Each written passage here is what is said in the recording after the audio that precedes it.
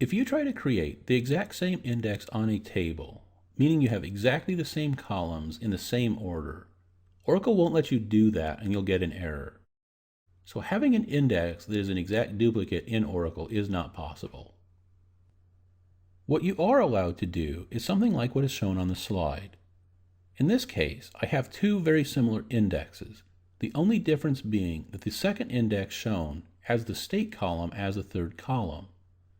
But notice the first two columns in each index are exactly the same and in the same order. While you are allowed to do this, you probably don't want to. If you have a SQL statement that only uses the first two columns of this index in the where clause, but not the third column, that SQL statement could still use the second index shown on the slide, the one with all three columns. While the indexes aren't duplicates, the second index will work for every SQL statement that the first index would be used for. So you're probably better off just dropping the first index and avoiding the overhead of maintaining that index.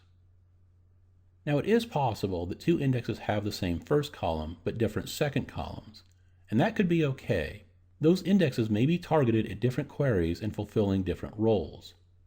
But anytime you have two indexes that have multiple columns at the front of the index that are the same, meaning the same columns in the same order, you really want to question whether or not you need both indexes.